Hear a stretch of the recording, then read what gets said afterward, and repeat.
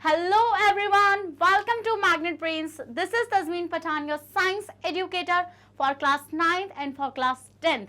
तो जैसे कि मैंने आपको अभी बताया कि मैं आप लोगों को पढ़ाने वाली हूँ क्लास 9th और क्लास 10th की साइंस, वो भी फुल कंप्लीट डिटेल कोर्स के साथ, जिसके अंदर आपको डेली प्रैक्टिस पेपर्स भी मिलेंगे। और अगर आप स्टूडेंट सीबीएसई बोर्ड से हैं तो हम लोग आपको प्रोवाइड कराते हैं केजी से लेके क्लास 12 तक की फ्री ऑफ कॉस्ट क्लासेस।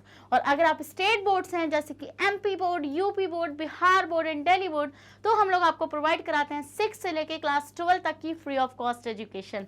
और अगर आपको e books and e notes चाहिए, उसका लिंक भी आपको डिस्क्रिप्शन बॉक्स में मिल जाएगा, तो उसको जाकर जल्दी से अवेल कर लीजिए। तो भाई विदाउट एनी फर्दर डिले शुरू करते हैं आज का धमाकेदार सेशन, जिसके अंदर हम लोग डिस्कस करने जा रहे हैं रेस्पिरेशन। क्या डिस्कस करने जा रहे हैं स्टूडेंट्स? हम लोग रेस्पिरेशन डिस्कस करने जा रहे हैं। अगर किसी ने मेरा प्रीवियस सेशन मिस कर दिया है तो बहुत बड़ी मिस्टेक करिए, क्योंकि वहां पर मैंने डाइजेस्टिव सिस्टम को बहुत ही अच्छे से डिटेल्ड में एक्सप्लेन किया है, सारे पार्ट्स वहीं पर आपको याद करा दिए। तो एक बार जाके वो सेशन लगा लो और फिर एक बार एनसीईआरटी उठा के पढ़ लेना और मिला लेना कि कुछ छूटा तो नहीं है।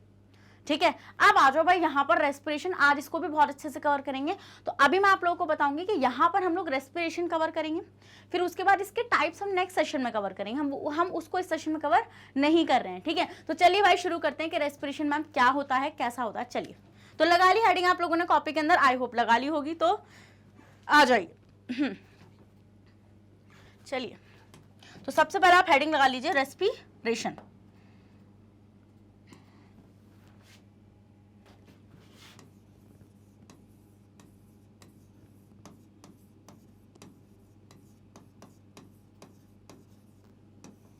तो आज का हमारा मेन टॉपिक क्या है स्टूडेंट्स? रेस्पिरेशन है। बट उससे पहले मैं थोड़ा सा आपको कुछ चीज़ें याद कराना चाहती हूँ, जिससे आपको ये समझ में आएगा कि व्हाट इज रेस्पिरेशन। इतना समझने के बाद आपको रेस्पिरेशन मतलब इस स्लाइड के एंड तक आने वाला है। चलिए भाई देखिए, आप लोगों को ये चीज़ पता थी स्टूडेंट्स कि हमने कल ये चीज़ देखी थी कि एक ऑर्गेनिज्म है एंड इसने यहाँ से किसी फूड का इंटेक करा। यहाँ से ये कोई फूड पार्टिकल था जो इसने खाया, दिस इज फूड। कोई भी फूड था जो इसने खाया, मतलब कोई भी इससे कोई भी कार्बोहाइड्रेट हो, प्रोटीन हो, कोई भी सोर्स हो, ये उसने ले लिया। डन। उसने कहाँ से लिया था? उसने लिया था माउथ से, एज वी ऑल नो कि यहाँ से मैम एंट्री हुई थी उस फूड की। याद है नहीं याद है? हाँ भाई, याद तो होना चाहिए।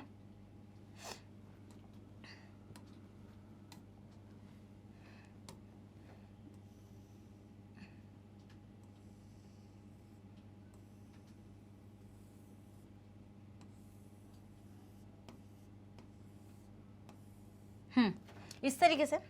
तो हमने ये चीज नोटिस करी थी कि यहाँ पर दिस स्ट्रक्चर, इसको हमने क्या बोला था स्टूडेंट? इसको बोला था बक्कल कैविटी। याद है? यस मैम, याद तो है हम लोगों को। यहाँ पे this is buccal cavity.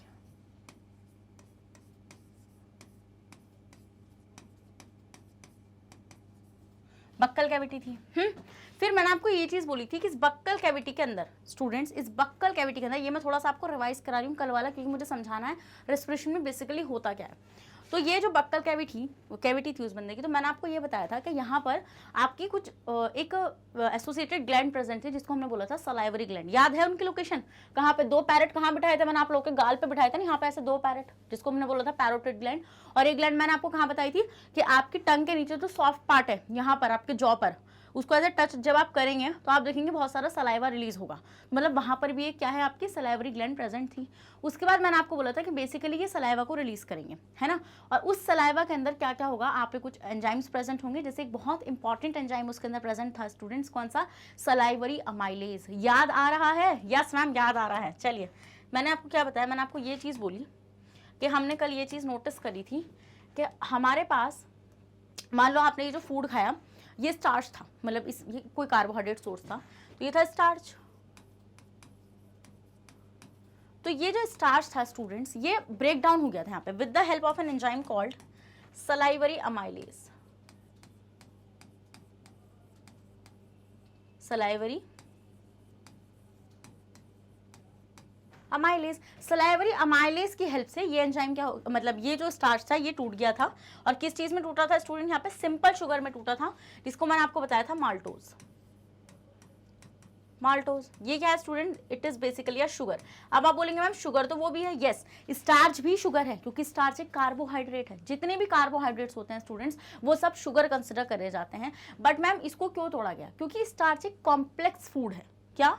Starch एक कॉम्प्लेक्स फूड है, उसके कॉम्प्लेक्सिटी की वजह से हमारी बॉडी उसको एब्जॉर्ब नहीं कर सकती, इसलिए हमें उसको एक ऐसी फॉर्म में लाना पड़ेगा जिससे हमारी बॉडी उसको क्या कर सके? एब्जॉर्ब कर सके। समझ रहे हो मेरे पॉइंट को? तो यहाँ पर इसलिए स्टार्च को सिंपल शुगर के अंदर तोड़ा जाता है। ये है शुगर, ये भी शुगर ही है बट ये कॉम्प्लेक्स है। ये क्या है स्टूडेंट? ये कॉम्प्लेक्स है as compared to the maltose, as compared to the maltose. समझ में आया वाला पॉइंट? फिर मैंने आपको ये बताया था कि जो डाइजेशन वाला प्रोसेस था इसलिए वो माउथ से शुरू हो गया था क्योंकि स्टार्च का ब्रेकडाउन वहां से शुरू हो चुका था। तो हमने ये चीज भी नोटिस करी थी कि यहाँ से 30%, कितना? 30% स्टार्च का डाइजेशन हो गया था। याद है? Yes ma'am. तो एक फूड तो हमने ये निकाल लिया था, फूड की बात होगी। अभी तुम देखोगे रेस्पिरेशन में बेसिकली हम करने क्या वाले हैं। तो एक फूड तुम्हें मिल गया माल्टोज। अभी तो 70% स्टार्च बच रहा है मैम, और जरूरी थोड़ी है हमने सिर्फ कार्बोहाइड्रेट खाया। मान लो हमने साथ में कोई प्रोटीन सोर्स भी खाया हो। सही बात है आप लोगों की बिल्कुल कि मैम क्या पता हमने प्रोटीन सोर्स भी खाया तो प्रोटीन भी है, सब चीजें भी टूटेंगी। उसके बाद आपने देखा था कि ये जो खाना यहाँ पर था ये जब बढ़िया करके यहाँ पे ऐसे टीथ वीटनेस को फिजिकली तोड़ दिया था, जब ये बिल्कुल ऐसे अच्छा से सलाइवा में मिक्स हो गया था तो हमने इसको बोला था बोलस। हमने क्या बोला था? इसको बोलस बोला था। अब ये बोलस स्टूडेंट यहां से होता हुआ फूड पाइप से होता हुआ कहां पहुंचेगा? जल्दी बताइए। ये पहुंचेगा मैम एक मस्कुलर बैग जो मसल का बना हुआ है, एक बैग है जे शेप्ड का स्ट्रक्चर कॉल्ड स्टमक। कहां पहुंचेगा स्टूडेंट? ये पहुंचेगा स्टमक के अंदर। ठीक है, तो मान लीजिए यहां पे ऐसे स्टमक में आ गया। कहां पर आ गया? ये स्टमक में आ गया। This is stomach.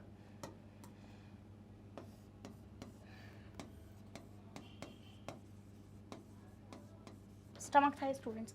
अब आप यहाँ पे आपने क्या चीजें सीखी थी? आपने ये देखा था कि मैम यहाँ पर स्टमक की जो वॉल्स हैं वो कोई ऐसी सीधी वॉल्स नहीं है, दे आर नॉट लाइक ऐसे कोई फ्लैट नहीं है मैम। वो कैसी है? वो आप ऐसे जाएंगी तो आप ऐसे नीचे पहुंच जाएंगी। इट मीन्स कि यहाँ पर ऐसे ऐसे मतलब एक आबड़ खाबड़ ऐसे है जगह, और इन आबड़ खाबड़ जगहों में यहाँ पर स्टूडेंट्स यहाँ पे जैसा आप देख पा रहे होंगे यहाँ पर ये जो मैं बना रही हूँ पिंक कलर से,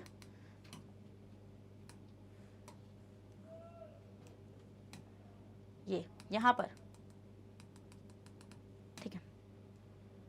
ये जो है स्टूडेंट ये है मतलब अंदर को जाकर आपकी गैस्ट्रिक ग्लैंड्स प्रेजेंट है। क्या है ये? अंदर को जाकर आपकी गैस्ट्रिक ग्लैंड प्रेजेंट है। जो गैस्ट्रिक ग्लैंड्स क्या रिलीज कर रही थी? वो क्या रिलीज कर रही थी मैम? वो रिलीज कर रही थी HCl, वो रिलीज कर रही थी पेप्सिन, वो भी पेप्सिन की इनएक्टिव फॉर्म पेप्सिनोजन। एक्टिव क्यों नहीं कर रही थी? इसका आंसर जल्दी से कमेंट बॉक्स में देंगे कि क्यों जो गैस्ट्रिक ग्लैंड होती हैं वो active form of pepsin release नहीं करती हैं। क्यों? वो HCl के मिलने के बाद ही एक्टिव होता है। इसका आंसर आपको जल्दी करना है। फिर यहाँ पे म्यूकस रिलीज हो रहा था जिससे मैंने आपको बहुत इंपॉर्टेंट तीनों के ही क्वेश्चन बताए थे जो बोर्ड्स में आते हैं।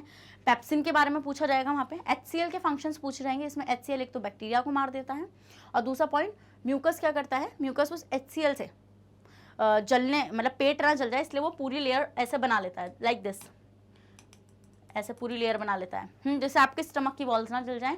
और HCl का दूसरा फंक्शन क्या था? पेप्सिनोजन को पेप्सिन में कन्वर्ट करना। अब बताओ पेप्सिन क्या कर रहा था? अब ध्यान से बताओ। मैम जो HCl था उसने पेप्सिनोजन को पेप्सिन में कन्वर्ट कर दिया। अब उस पेप्सिन ने क्या किया था? My question is this for you. क्या मैम? उसने जो हमने खाने में प्रोटीन खाया था उस प्रोटीन को ब्रेक डाउन करा था। सही बोल रही हूँ मैं? Yes ma'am. उसने क्या किया था स्टूडेंट? ये काम कहाँ पर हुआ? ये वाला जो पूरा काम मैंने आपको बताया ये कहाँ पर हुआ मैम? ये हुआ बक्कल कैविटी में, बक्कल कैविटी में हुआ। हाँ, फिर मैम हमने ये देखा कि स्टमक में क्या हुआ?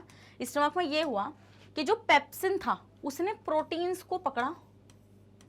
अब देखिए प्रोटीन्स जो होते हैं वो बहुत कॉम्प्लेक्स स्ट्रक्चर है, बहुत बड़ा मॉलिक्यूल होता है प्रोटीन का। तो हमारी सेल उसको ऐसे तो डायरेक्ट फॉर्म में एब्जॉर्ब नहीं कर सकती है, तो हमें उसको एक ऐसी फॉर्म में ले जाना पड़ता है स्टूडेंट जिसको हमारी बॉडी एब्जॉर्ब कर सके। तो हम ये देखते हैं इस प्रोटीन का डाइजेशन जो है वो स्टमक में स्टार्ट हो जाता है और ये टूट जाता है पेप्टोन्स में। अभी पूरी तरीके से प्रोटीन्स नहीं टूटेंगे, पूरी तरीके से प्रोटीन टूटेंगे स्मॉल इंटेस्टाइन के अंदर, थोड़े से टूट रहे थे यहाँ पे with the help of an enzyme called pepsin. कौन से एंजाइम की हेल्प से स्टूडेंट्स? पेप्सिन की हेल्प से। समझ में आया इतना पॉइंट आप लोगों को। और ये वाली चीज कहाँ पर हुई थी, ये वाली चीज हुई थी मैम स्टमक में। तो हमें दूसरा फूड क्या यहाँ से रिसीव हो चुका है, पेप्टोन्स। क्या, पेप्टोन्स हमें यहाँ से रिसीव हो चुका है। अब मैम अब हमने देखा था कि ये जितना भी मतलब कि हमने देखा था, फिर एक एंजाइम और रिलीज होता है यहाँ पे, लाइपेज। क्या, लाइपेज नाम का एक और एंजाइम रिलीज होता है यहाँ पे। वो क्या करता है मैम, जो लिपिड, जो फैट क्या, देखो जो भी आप खा रहे हो बेसिकली वो प्रोटीन, कार्बोहाइड्रेट, ये सब कुछ है। तो मतलब उसकी कहीं ना कहीं आप फैट भी खाते हैं, ऑयल तो हम लोग खाते हैं सारे के सारे, तो उसको भी तो डाइजेस्ट करना पड़ेगा ना मैम। तो उसके लिए एक एंजाइम यूज होता है लाइपेज। बट लाइपेज स्टमक में अपना एक्शन नहीं दिखा पाता है, क्योंकि लाइपेज को एक्ट करने के लिए क्या चाहिए, थोड़ा सा मतलब कि 5 से लेकर 6 तक का पीएच चाहिए। और स्टमक का जो पीएच होता है वो एसिडिक होता है due to the presence of HCl। क्या, अच्छा ये बताइए मुझे जल्दी से कि सलाइवा का पीएच और स्टमक का पीएच मैंने आप लोगों को कितना बताया था, जल्दी से कमेंट बॉक्स में इसका मुझे आंसर चाहिए कि what is the pH of saliva and what is the pH of the stomach. Done. अब आप देखिए मैं आपको क्या बता रही थी कि यहाँ पर जो लिपिड्स होते हैं, लिपिड्स वही घी तेल, तो ये भी ब्रेक डाउन होते हैं। ये भी बहुत बड़ा मॉलिक्यूल होता है, सेल इसको डायरेक्टली एब्जॉर्ब नहीं कर सकती। तो हम देखते हैं कि इसको भी छोटे छोटे फॉर्म में तोड़ दिया जाता है। किस में तोड़ दिया जाता है, जैसे फैटी एसिड्स,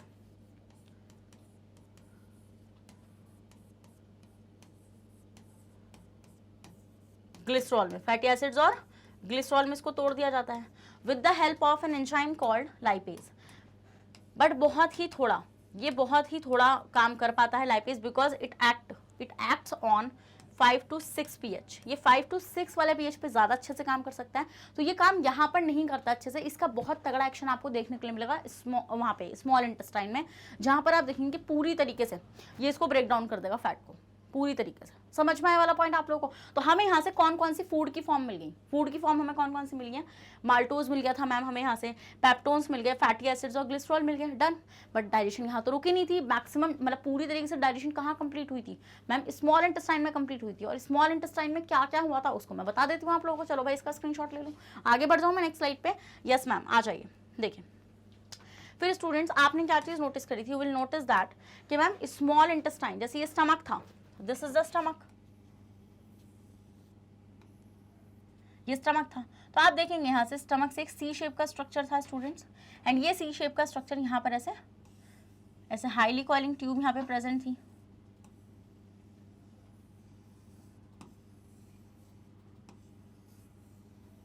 ऐसे याद है या भूल चुके हैं आप, याद होना चाहिए।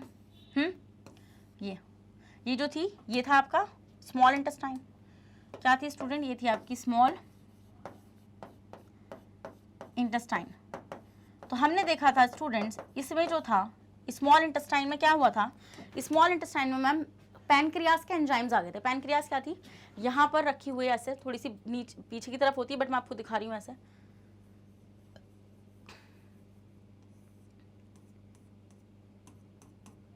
This is what, this is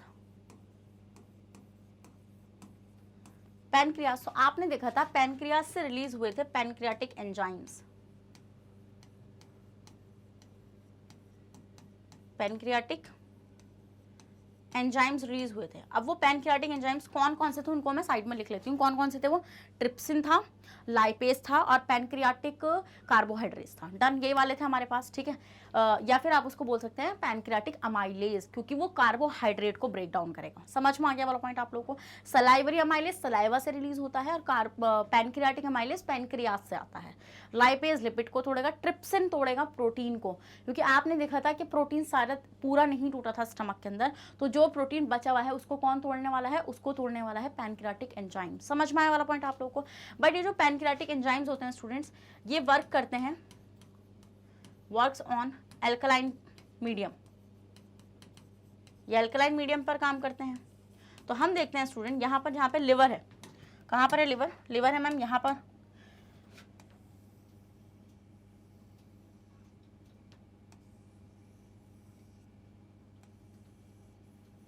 ये लिवर है। तो हमने देखा था मैम लिवर जो है वो बाइल का फॉर्मेशन करता है। बाइल याद है, बाइल बहुत इंपॉर्टेंट है, बार बार उसका फंक्शन पूछा जाता है कि बाइल का फंक्शन क्या होता है, तो आपको बाइल का फंक्शन आना चाहिए।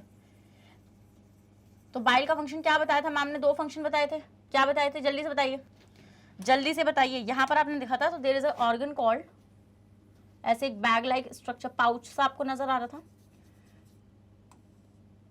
ये स्ट्रक्चर आपको नजर आ रहा था, दिस इज कॉल्ड मैम, इसको हमने बोला था गॉल ब्लैडर, गॉल ब्लैडर। अब हम ये देखते हैं मैम कि जो लिवर है, लिवर बनाता है बाइल। लिवर क्या बनाता है स्टूडेंट्स? बाइल बनाता है, बट लिवर उसको स्टोर नहीं करता। तो बाइल एक येलोइश टू ग्रीन कलर का एक लिक्विड होता है जो एक तो फैट को इमल्सिफाई करता है। फैट को इमल्सिफाई करने का मतलब क्या होता है स्टूडेंट्स? ब्रेक डाउन करना। डन, ब्रेक डाउन करता है। और दूसरा इंपॉर्टेंट पॉइंट, बाइल क्या करता है? इस पीएच को, जैसे आप देखेंगे कि ऊपर से जो खाना आ रहा है, ऊपर से जो खाना आ रहा है वो एसिडिक है। क्यों? क्योंकि स्टमक का पीएच एसिडिक था। तो हम ये देखते हैं कि उसको अल्कलाइन बनाने के लिए बाइल यूज होता है। तो हमने देखा यहाँ पर ऐसे, यहाँ पे बाइल स्टोर हो चुका है। ये क्या है? ये है बाइल। अब बाइल क्या करेगा? बाइल दो फंक्शन को परफॉर्म करेगा। एक तो मैम फैट के बड़े बड़े पार्टिकल्स जो अभी स्टमक में नहीं टूट पाए लाइपेज द्वारा, उसको पहले बाइल तोड़ेगा छोटे फॉर्म में, जिससे जो पैनक्रियाटिक एंजाइम है उसके ऊपर एक्ट कर सके। समझ में आया वाला पॉइंट? Yes ma'am. अब देखिए क्या क्या होना है यहाँ पे। आप देखेंगे जो आपका प्रोटीन था, प्रोटीन में भी कौन? पेप्टोन्स। देखो आपने देखा सबसे पहले जो प्रोटीन था स्टूडेंट्स, वो किस में कन्वर्ट हुआ? वो कन्वर्ट हुआ पेप्टोन्स में। किस में कन्वर्ट हुआ? वो पेप्टोन्स में कन्वर्ट हुआ। फिर अब ये पेप्टोन से हमें अल्टीमेटली एक सबसे ऐसी फॉर्म बनानी है जो एब्जॉर्बेबल है नेचर में। कैसी है? एब्जॉर्ब उसको कर सकते हैं। तो वो है स्टूडेंट्स अमाइनो एसिड। क्या है? वो है अमाइनो एसिड। तो हम ही देखते हैं, पहले प्रोटीन से बना पेप्टोन्स, पेप्टोन से बनेंगे अमाइनो एसिड्स। यहाँ तक का सफर किसने? रुक जाओ अभी बताती हूँ मैं। फिर आपने देखा था आपके पास लिपिड था।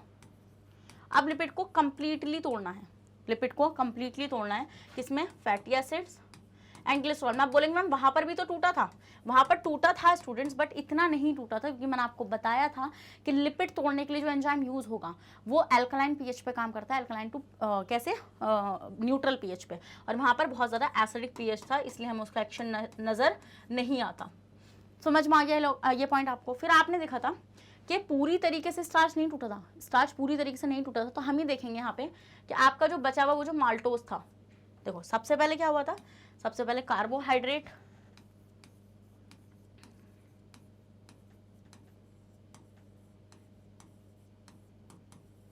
मतलब कार्बोहाइड्रेट, इसको ही हम स्टार्च बोलते हैं।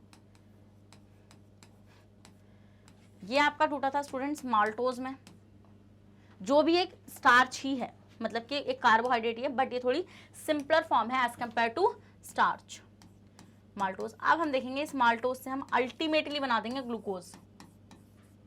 अल्टीमेटली हम क्या बना देंगे स्टूडेंट्स? ग्लूकोज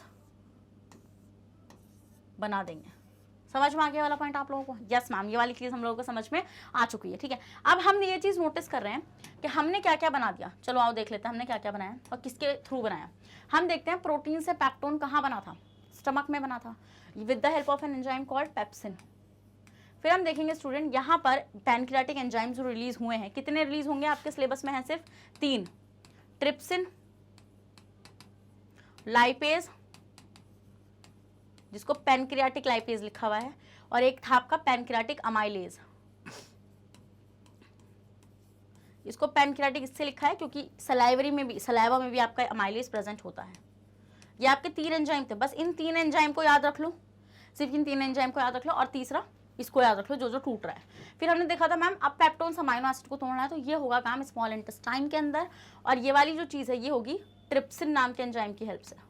तो ये भी प्रोटीन को ही तोड़ेगा। समझ में आ गया वाला पॉइंट आप लोगों को? Yes ma'am. फिर लिपिड से फैटी एसिड्स बनेंगे स्टूडेंट्स, पैनक्रियाटिक लाइपेज की हेल्प से। डन। फिर जो स्टार्च था, स्टार्च से माल्टोज कहाँ बना था स्टूडेंट? मैम सलाइवरी अमाइलेज की हेल्प से बना था। याद है नहीं याद है? याद हो जाना चाहिए ये, ठीक है, बहुत इंपॉर्टेंट चीज बता रही हूँ मैं यहाँ पे सारी की सारी। Salivary amylase. फिर मैम जब माल्टोज से ग्लूकोज बनेगा तो ये काम होगा स्टमक में with the help of an enzyme called pancreatic amylase. समझ में आ गया? तो इट मीन्स कि मैम अल्टीमेटली हमें फूड मिल चुका है। अल्टीमेटली यहाँ पे जो स्मॉल इंटेस्टाइन में टूटा है ना सारा का सारा फूड, बस वही इस फॉर्म में आ चुका है, मतलब वो एक ऐसी सॉल्युबल फॉर्म में आ चुका है कि अब बॉडी उसको ले सकती है। कौन कौन सा मिल गया? अमाइनो एसिड मिल गया आपका, ग्लूकोज मिल गया, फैटी एसिड्स एंड ग्लिसरॉल मिल गए, बस इनका यूज कराना है और इनसे निकालनी है एटीपी। तो रेस्पिरेशन, अब यहां से शुरू कर रही हूँ रेस्पिरेशन। मैंने आपको बता दिया फूड कहां से आया, डन। फूड के बारे में बात हो चुकी है। तो फूड, ये जो फूड मैंने आपको यहाँ बताया ना, ये जो तीनों फूड हैं, ये जो हमारे तीनों फूड हैं, कौन कौन से हैं स्टूडेंट्स हमारे? ये अमाइनो एसिड्स हो गए मैम, फैटी एसिड्स, ग्लिसरॉल हो गया एंड ग्लूकोज हो गया। इनको हम फ्यूल बोल सकते हैं, फ्यूल। जैसे आपको पता है ना, जब आप कोई व्हीकल चला रहे हैं, मान लीजिए आपके पास स्कूटी, बाइक, कार जो भी है, तो आप देखेंगे कि जब आप उसको चलाते हैं तो आपको पेट्रोल की जरूरत होती है। ऐसे अगर आपको बॉडी को चलाना है तो आपको फ्यूल की जरूरत पड़ेगी, और वो फ्यूल और कुछ नहीं, वो है क्या? ये फूड। अब हम देखेंगे उस फ्यूल की हेल्प से हम लोग निकालने वाले हैं एटीपी। क्या निकालने वाले हैं स्टूडेंट्स? हम लोग एटीपी को निकालने वाले हैं। समझ में आ गया वाला पॉइंट? यस मैम, ये वाली चीज हम लोग को समझ में आ चुकी है, ठीक है। तो रेस्पिरेशन क्या होता है स्टूडेंट्स? यहीं से कॉन्सेप्ट शुरू होने जा रहा है रेस्पिरेशन का। रेस्पिरेशन होता है मैम, इस फूड को ऑक्सीजन की प्रेजेंस में बर्न करेंगे और निकालेंगे एटीपी। क्या निकालेंगे? एटीपी निकालेंगे। ATP is the energy for the cell. क्या है students? ATP. ATP is the energy currency for the cell. समझ में आ गई वाली चीज? तो आप समझ में आया ना कि मैम ने आपको ये चीजें क्यों रिकैप कराई हैं? क्योंकि मैं चाहती हूँ मेरे स्टूडेंट्स का कॉन्सेप्ट बिल्कुल भी वीक ना हो, आपको समझ में आना चाहिए। कभी आप सोचो मैम फूड कहाँ से आया था? अब देखो, अब ये जो काम होना है वो होना है सेल के अंदर। ये रेस्पिरेशन जो होता है स्टूडेंट्स, वो सेल के अंदर होता है। तो बेसिकली हमें ये चीज़ पहले सेल तक पहुंचानी पड़ेगी। तो अब मैं आपको ये बता रही हूँ कि ये चीज़ यहाँ से सेल तक कैसे पहुंची। देखो, आओ नेक्स्ट स्लाइड पे ले लो इसका स्क्रीनशॉट, बहुत इंपॉर्टेंट है सारा का सारा।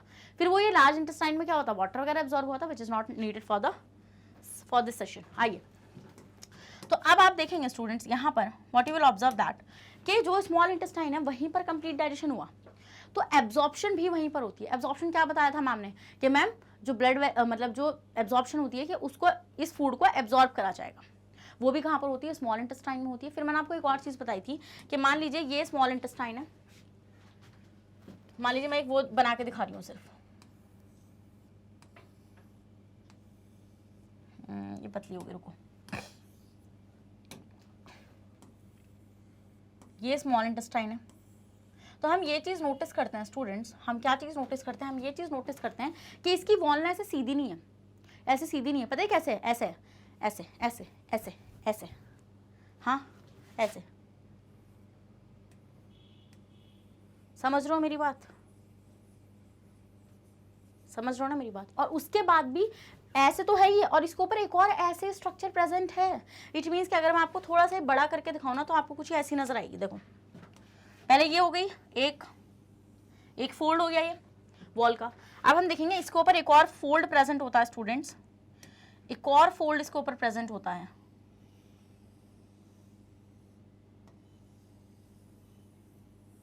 This fold, villi. क्या है स्टूडेंट्स? ये है विलाई। विलाई याद है, मैंने कल सेशन में, मतलब कि लास्ट सेशन में पढ़ाई थी आप लोगों को। विलाई क्या होती है? ये है विलाई।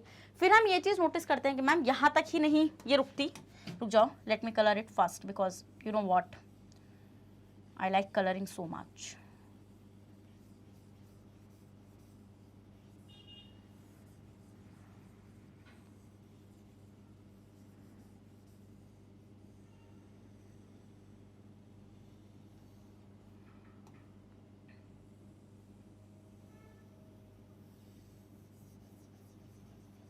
क्या थी स्टूडेंट? ये जो थी, ये जो स्ट्रक्चर था, ये था मैम विलाई। तो कुछ स्टूडेंट्स को लगता है कि मैम विलाई ये है जो मैंने येलो से बनाई। ना ना ना ना ना ना, वो तो स्टमक के वॉल के फोल्ड्स हैं, उसके ऊपर विलाई प्रेजेंट है स्टूडेंट्स, उसके ऊपर, मतलब कि दिस येलो पार्ट, ये जो तुम्हें येलो पार्ट नजर आ रहा है ना, this is not a villi, ये तो एक फोल्ड है।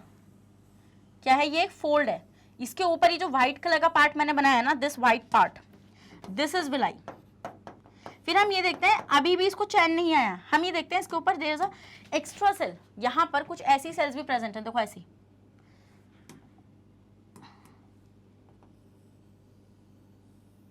ऐसे उनकी फिंगर्स निकली हुई हैं ऐसे ऐसे। अभी बताऊंगी ये सेल्स क्यों इंपॉर्टेंट है, और ये बता भी चुकी हूँ मैं, तो तुम लोग को क्लिक हो जाना चाहिए जल्दी से। कौन है ये? जल्दी से बताइए। अगर ये विलाई है तो मैम ये है माइक्रोविलाई। क्या है स्टूडेंट्स? ये माइक्रोविलाई है। तो आप ये देखते हैं ये ऑल ओवर ऐसे प्रेजेंट होती हैं। क्या? ऐसे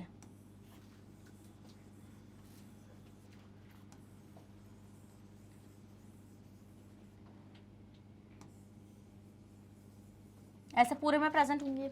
समझ में आता है वाला पॉइंट। अब आपको मैंने एक और चीज बताई थी कि यहाँ पे आपकी ये जो अंदर कोई जो स्पेस है, तो स्मॉल इंटेस्टाइन में बहुत सारी ब्लड वेसल्स भी पास होंगी। तो हम ये देखते हैं यहाँ से ब्लड वेसल पास होती हैं। देखो इस तरीके से यहाँ से ऐसे ब्लड वेसल जाएगी, यहाँ से ऐसे ये ब्लड वेसल जा रही है। This is the blood vessel, ये ब्लड वेसल है। अब आपको पता ही है कि ब्लड वेसल जो है ये टूट जाएगी कैपिलरीज में। थोड़ा सा अगर आता हो, नहीं आता कोई दिक्कत नहीं, मैं पढ़ाने वाली हूँ। देखो तो अब आप देखेंगे यहाँ पे कैसे टूट जाती है स्टूडेंट्स, ये ऐसे टूट जाती है।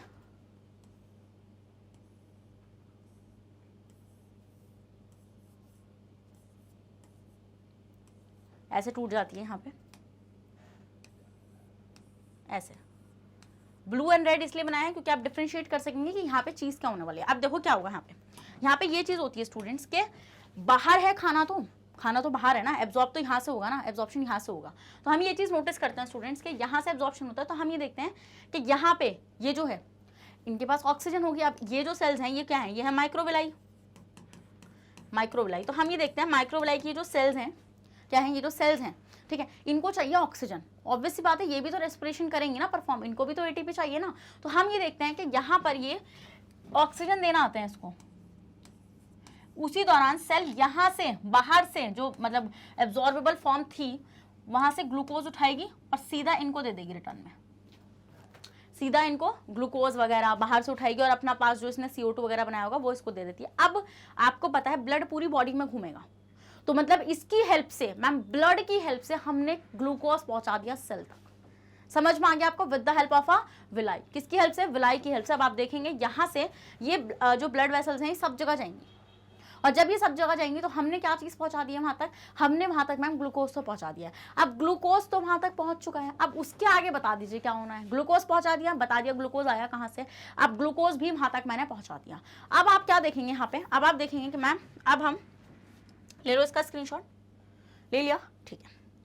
अब देखो, अब मैम जो ब्लड वेसल है, मान लीजिए वो ब्लड ये सेल थी, imagine this is a cell. ये क्या है student, this is a cell. Cell है ये क्या है, ये सेल है। तो अब मान लीजिए यहां पर कोई ब्लड वेसल आई,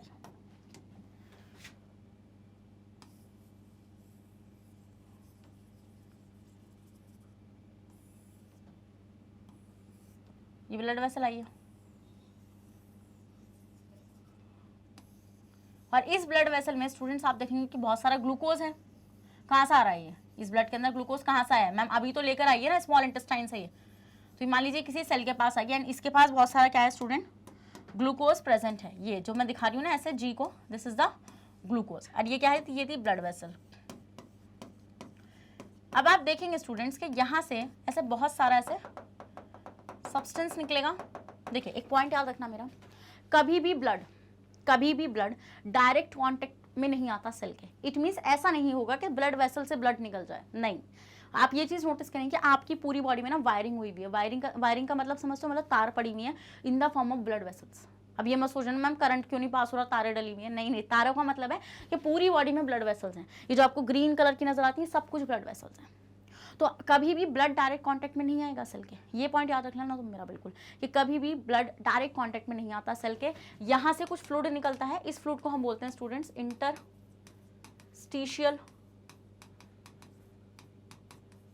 फ्लूइड। ये इसमें बहुत सारी चीज होंगी, इसमें न्यूट्रिएंट्स होंगे, मिनरल्स होंगे, ग्लूकोज होगा, ऑक्सीजन होगा, everything is present in this fluid, contain a lot of thing. अब हम देखेंगे कि ये जो ग्लूकोज है ये अंदर आ जाएगा। अब ये ग्लूकोज की होगी अंदर एंट्री मैम, है क्या हुआ, इसमें ग्लूकोज की एंट्री हो गई। अब अगर सेल का थोड़ा सा भी स्ट्रक्चर याद हो तो अब रेस्पिरेशन पढ़ा है ना, क्लास 9 में सेल पढ़ी है ना, तो अगर थोड़ा सा भी स्ट्रक्चर याद हो तो वहां पर एक चीज जरूर सीखी होगी कि मैम माइटोकॉन्ड्रिया में रेस्पिरेशन होता है। मतलब बेसिकली हमें सेल के अंदर दो चीजों की रिक्वायरमेंट होगी, एक तो सेल और दूसरा mitochondria, as simple as that. क्या, एक तो सेल और दूसरा माइटोकॉन्ड्रिया की हमें यहाँ पे जरूरत होने वाली है। समझ में आया वाला पॉइंट आप लोगों को। पहले आप इसका स्क्रीनशॉट लो, फिर और बता रही हूँ मैं आगे, जल्दी से लो इसका स्क्रीनशॉट। ले लिया स्क्रीनशॉट इसका। आप देखो मैं आप लोग क्या बता रही थी कि इंटरस्टिशियल फ्लूइड में ग्लूकोज आया। अब जो रिक्वायरमेंट है स्टूडेंट्स फॉर रेस्पिरेशन, वो रिक्वायरमेंट्स है मैम सेल और दूसरा माइटोकॉन्ड्रिया। तो as you all know that कि माइटोकॉन्ड्रिया इज एन ऑर्गेनली, तो पहले मैं आपको एक व्यू दूंगी माइटोकॉन्ड्रिया का, उसके बाद रेस्पिरेशन शुरू करेंगे। चलो भाई देखो, तो ग्लूकोज तो आ चुका है सेल तक, अब ऑक्सीजन भी आ जाएगा। देखो ऑक्सीजन कहाँ से आएगा, यहीं से आएगा। मैंने आपको बताया ना कि contains glucose, oxygen, other material, बहुत जो इंपॉर्टेंट है वो सब कुछ इसके पास प्रेजेंट है।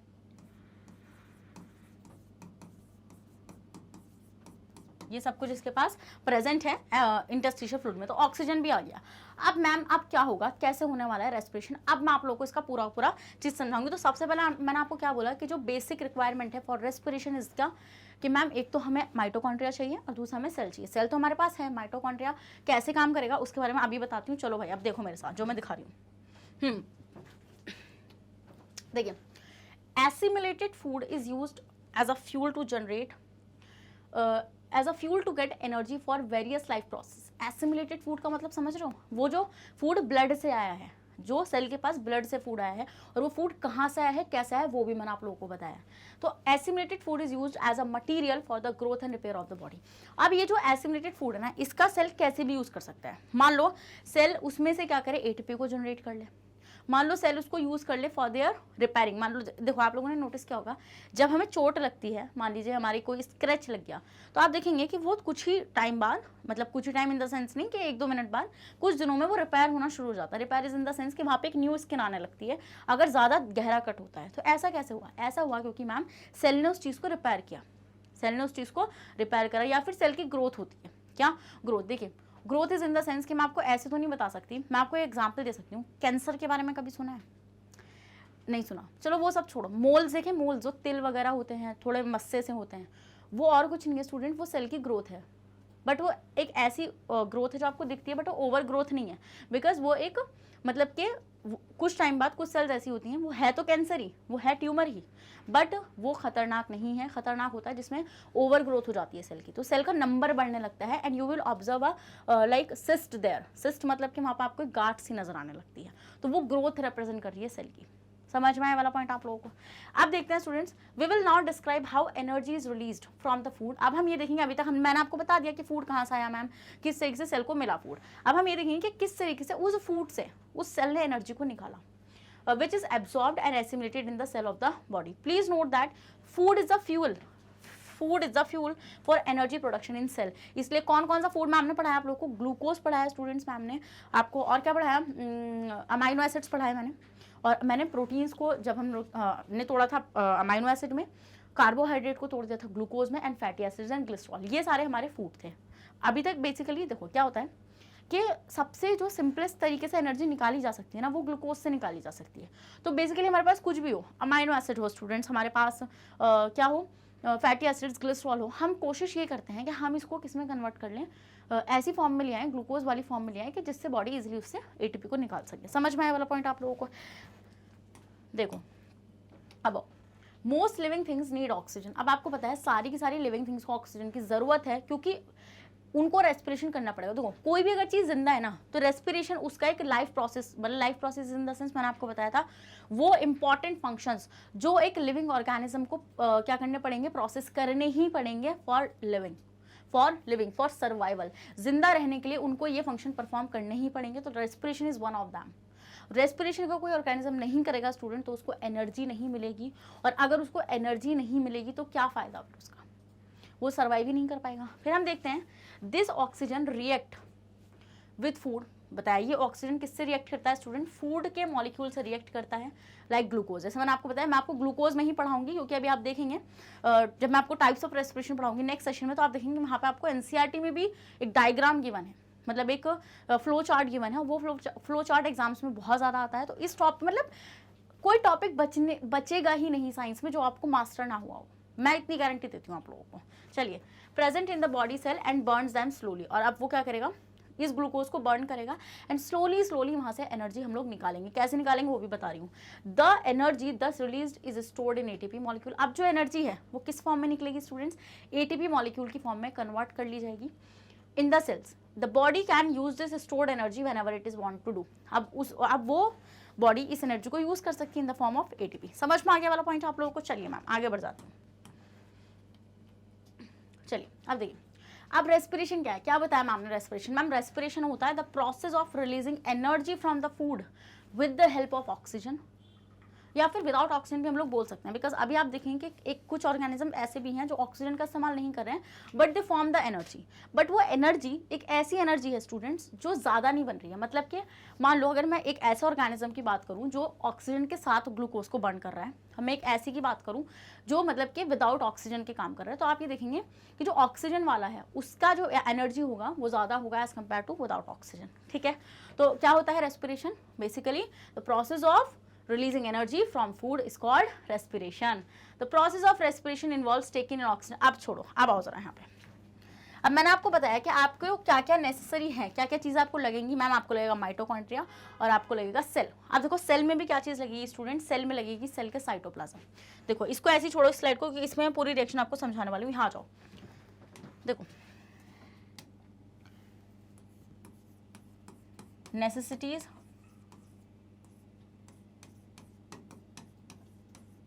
for respiration।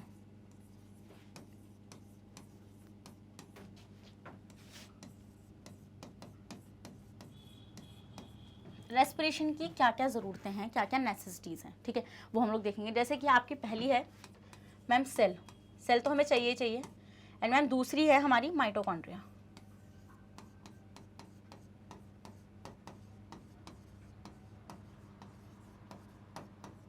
दूसरी क्या स्टूडेंट? हमारी माइटोकॉन्ड्रिया। अब देखो आप क्या, आपको ये चीज़ पता है कि मान लीजिए मैंने कोई सेल बनाई यहाँ पे, तो cell I am making here this, मान लीजिए कोई भी सेल है।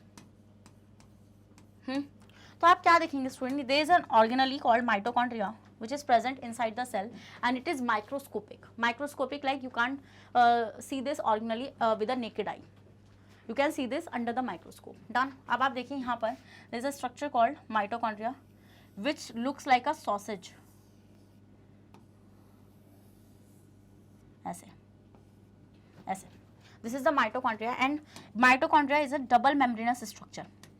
डबल मेम्ब्रेन मतलब कि दो मेम्ब्रेन इसके ऊपर प्रेजेंट होती हैं, one is this and the second membrane is inside. और वो मेम्ब्रेन ना ऐसी कोई सीधी नहीं है, इट लुक्स लाइक ऐसे, वो ना ऐसे मुड़ी हुई है।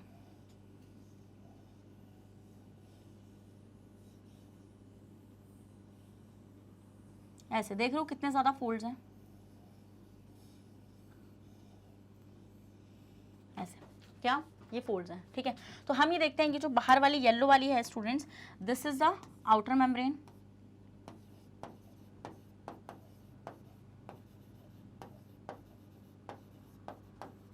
एंड ये जो अंदर वाली which I have made in a pink, ये है आपकी इनर मेम्ब्रेन।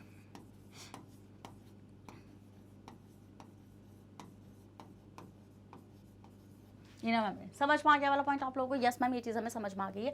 अब देखिए ये जो खाली स्पेस है ना स्टूडेंट्स माइटोकॉन्ड्रिया के अंदर, दिस प्लेस, ये जो इसके अंदर ये वाला जो स्पेस है ना, ये इसको हम बोलेंगे स्टूडेंट्स मैट्रिक्स। क्या बोलेंगे हम इसको? मैट्रिक्स बोलेंगे। क्यों बोलेंगे? रुको ज़रा बता रही हूँ मैं इस चीज़ को आपको। जो भी बता रही हूँ ना, कुछ फालतू नहीं बता रही हूँ, सब कुछ एग्जाम में पूछा जाएगा एंड थोड़ा सा आपको फालतू पढ़ना पड़ेगा क्योंकि कुछ क्वेश्चंस ट्रिकी होते हैं। कभी रेस्पिरेशन पर अगर केस बेस्ड स्टडी दे दी तो सबसे पहले माइटोकॉन्ड्रिया उठा के तुम्हारे मुँह पर मारेंगे कि ज़रा इसको ही देख लो पहले, तो इसलिए सब कुछ आना चाहिए।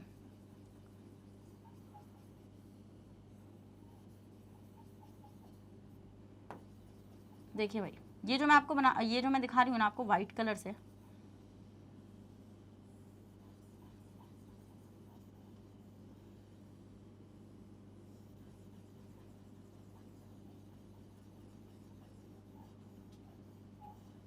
दिस आई एम मेकिंग, ये इसको हम बोलते हैं स्टूडेंट मैट्रिक्स। हम क्या बोलते हैं इसको? मैट्रिक्स बोलते हैं। अब हम ये चीज़ नोटिस करते हैं स्टूडेंट्स, हम ये चीज़ नोटिस करते हैं कि जो ग्लूकोज है ना, ग्लूकोज वो साइटोप्लाज्म में टूट जाता है सेल के। कैसे? देखो ऐसे। हम ये समझ में आ रहा है इतना पॉइंट आप लोगों को? फिर हम ये, चलो पहले कुछ और भी बता देती हूँ।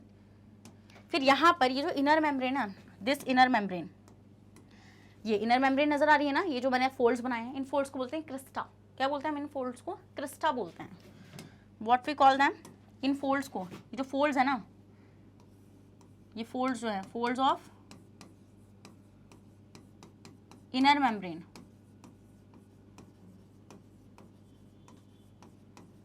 इनको हम क्या बोलते हैं स्टूडेंट्स, हम इनको बोलते हैं क्रिस्टा।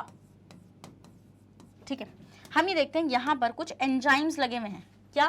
कुछ एंजाइम्स लगे हुए हैं जिनको हम बोलते हैं रेस्पिरेटरी एंजाइम्स। वो कॉम्प्लेक्सेस होते हैं प्रोटीन के बने हुए। देखो ऐसे कुछ ऐसे यहाँ पे,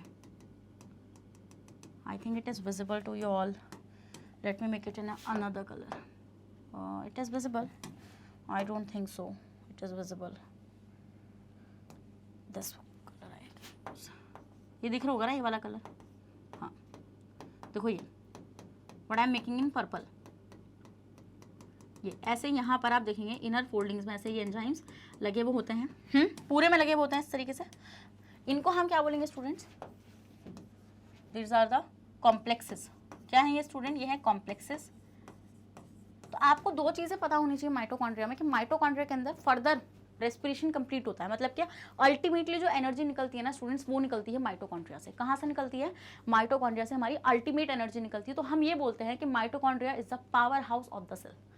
स्टेटमेंट क्या बोला मैंने ये बोला मैम कि माइटोकॉन्ड्रिया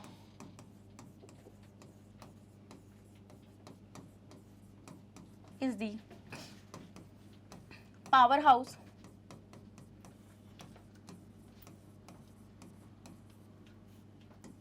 of the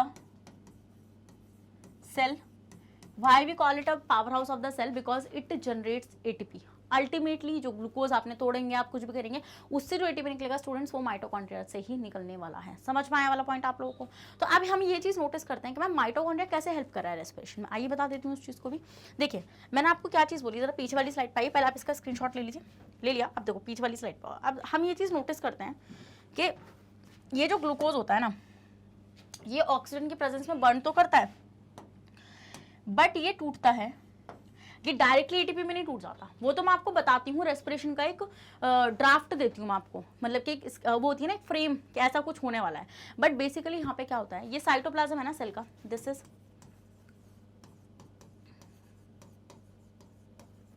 साइटोप्लाज्म है ये सेल का। तो हम ये देखते हैं स्टूडेंट्स, यहाँ पर ग्लूकोज जो है वो ऑक्सीजन की प्रेजेंस में बर्न होके पायरुवेट बनाता है। पायरुवेट, इसको हम लोग पायरुविक एसिड भी बोल सकते हैं, पायरुविक एसिड। तो ये जो पायरुवेट है, यहाँ से दो मॉलिक्यूल्स बनते हैं पायरुवेट के। जब आप एक ग्लूकोज के मॉलिक्यूल को बर्न करते हो तो आपको यहाँ से दो मॉलिक्यूल ऑफ पायरुवेट मिलते हैं। ये जो ग्लूकोज होता है स्टूडेंट, ये होता है 6 कार्बन का। ये कैसा कंपाउंड होता है? ये 6 कार्बन का कंपाउंड होता है। जब आप इसको ऑक्सीजन की प्रेजेंस में बर्न करते हैं तो आपको ये पायरुवेट देता है। बट एक पॉइंट ये है कि ये वाला जो स्टेप साइटोप्लाज्म में चल रहा है ना, इसके लिए हमें ऑक्सीजन की रिक्वायरमेंट नहीं होती, हमें ऑक्सीजन की अल्टीमेटली रिक्वायरमेंट पड़ती है माइटोकॉन्ड्रिया के अंदर, इसलिए ऑक्सीजन इंपॉर्टेंट होता है। बट इसलिए मैंने ये चीज़ बोली थी कि रेस्पिरेशन को मैं ये नहीं बोल सकती कि सिर्फ ऑक्सीजन वाले ऑर्गेनिज्म करेंगे परफॉर्म, विदाउट ऑक्सीजन वाले भी करेंगे, बट वो सिर्फ यहाँ तक परफॉर्म कर पाते हैं साइटोप्लाज्म तक, वो नेक्स्ट स्टेप फॉलो नहीं कर पाते जहाँ पे माइटोकॉन्ड्रिया में से एटीपी बनता है। तो हम ये देखते हैं स्टूडेंट्स कि यहाँ पर आपके दो मॉलिक्यूल बनते हैं पायरुवेट के, और जो कितने होते हैं वो ये होते हैं 3 कार्बन के। मतलब पायरुवेट का एक मॉलिक्यूल हो गया 3 कार्बन का। ग्लूकोज कितने कार्बन का था? 6 कार्बन का। अब जब ग्लूकोज टूटा तो ग्लूकोज ने कितने कार्बन का कंपाउंड बनाया? 3 कार्बन का। क्या? पायरुवेट या फिर पायरुविक एसिड। तो अगर 3 कार्बन का एक कंपाउंड है तो ग्लूकोज तो 6 कार्बन का था ना, इसलिए 2 मॉलिक्यूल्स मिलते हैं हमें पायरुवेट के। ये जो हुआ ना साइटोप्लाज्म में, इस रिएक्शन को बोला जाता है स्टूडेंट्स ग्लाइकोलिसिस। ग्लाइकोलिसिस समझ में आ गया? तो आपसे एग्जाम में पूछा जाएगा साइट ऑफ ग्लाइकोलिसिस क्या है। साइट का मतलब है कि ग्लाइकोलिसिस कहाँ पर परफॉर्म हो रहा है। तो ग्लाइकोलिसिस कहाँ पर परफॉर्म हो रहा है स्टूडेंट्स? ग्लाइकोलिसिस परफॉर्म हो रहा है ma'am cytoplasm of the cell के अंदर। समझ में आया वाला पॉइंट आप लोगों को? अब हम देखते हैं कि ग्लाइकोलिसिस यहाँ पे परफॉर्म हो गया और इसने क्या बना लिया? इसने पायरुवेट बना लिया। अब अल्टीमेटली जो पायरुवेट है ना, इससे एनर्जी निकालेंगे हम लोग। तो आपने देखा ये इतना काम हुआ सेल के अंदर। यहीं पे साइड में माइटोकॉन्ड्रिया बता रही हूँ, मैं आगे बता रही हूँ कि मैंने बना रखा है ऑलरेडी, पहले इसका स्क्रीनशॉट लो। अब ये जो पायरुवेट है ना स्टूडेंट्स, ये जो पायरुवेट था, हमने क्या बनाया था? हमने पायरुवेट बनाया। अभी ये सेल के साइटोप्लाज्म में पड़ा हुआ है पायरुवेट, पायरुवेट पड़ा हुआ है सेल के साइटोप्लाज्म में।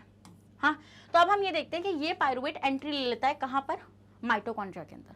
और माइटोकॉन्ड्रिया में 2 स्टेप्स के बाद आपके एक ग्लूकोज के मॉलिक्यूल से 38 एटीपी जनरेट होती हैं। क्या? क्या बोला मैम ने बोला कि आपके ग्लूकोज के एक मॉलिक्यूल से 38 एटीपी जनरेट होती हैं, है ना। तो यहाँ पर हम देखते हैं माइटोकॉन्ड्रिया के अंदर 2 साइकिल्स चलती हैं। एक है स्टूडेंट क्रैब साइकिल,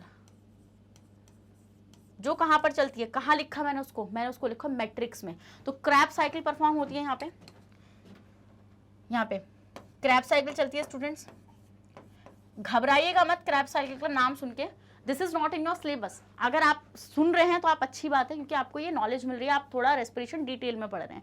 इसको फुल डिटेल के अंदर पढ़ाया जाएगा क्लास 11th में, जहां पर बहुत मल्टीपल स्टेप्स रिएक्शंस आपको देखने के लिए मिलेंगी। यू वॉन्ट बिलीव, ये जो ग्लाइकोलिसिस पीछे आराम से लिख दिया ना मैंने यहाँ पे उठा के, ग्लाइकोलिसिस जो आपको दे दिया कि ग्लाइकोलिसिस है, this is not a 1 step reaction, ये 10 स्टेप रिएक्शन है। कितने स्टेप? 10 स्टेप। समझ रहे हो तुम 10 स्टेप रिएक्शन क्या होती है, और याद करनी है वो आप लोगों को, बट इन क्लास 11th अभी नहीं। चलो मैं अभी अपने नन्हे बच्चों को इतनी ज़्यादा टेंशन नहीं दूंगी।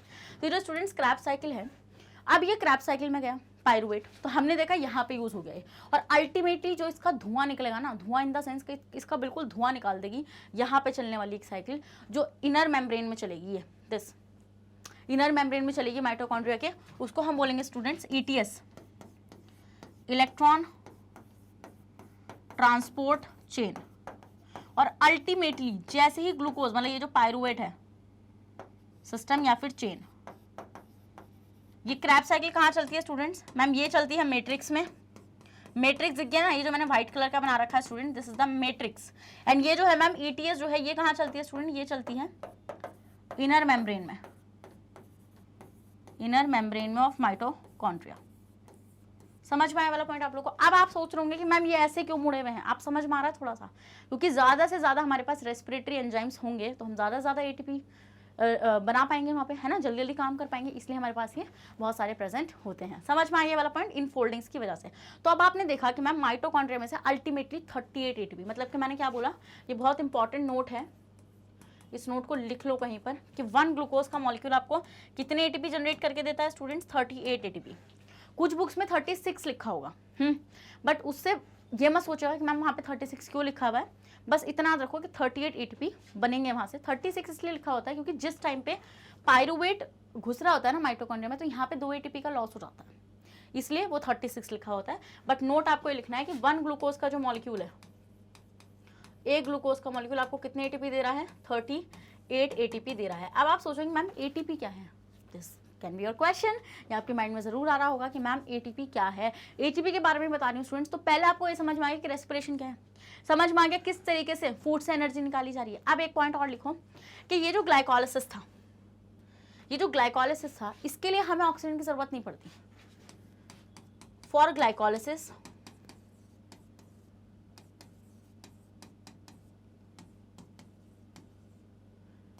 the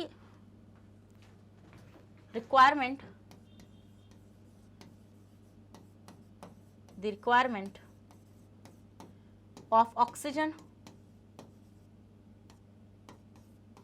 is not necessary.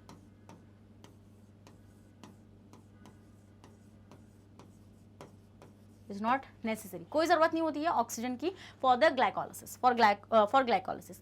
अब आप ये चीज़ सोचोगे, यस मैम देखिए अभी मैंने आपको क्या बोला कि रेस्पिरेशन एक ऐसा मैकेनिज्म है स्टूडेंट्स जो हर ऑर्गेनिज्म को परफॉर्म करना ही पड़ेगा, वो उस चीज़ से नहीं बच सकते, क्योंकि मतलब एनर्जी तो सबको चाहिए, ना। तो हम ये चीज़ नोटिस करते हैं कि ये हर ऑर्गेनिज्म परफॉर्म करेगा। बट अगर मैं उन ऑर्गेनिज्म के बारे में बात करूँ जिनके पास ऑक्सीजन ही नहीं है, जो ऑक्सीजन रिच एनवायरनमेंट में रहते ही नहीं है, तो वो कहाँ से ऑक्सीजन लाएंगे?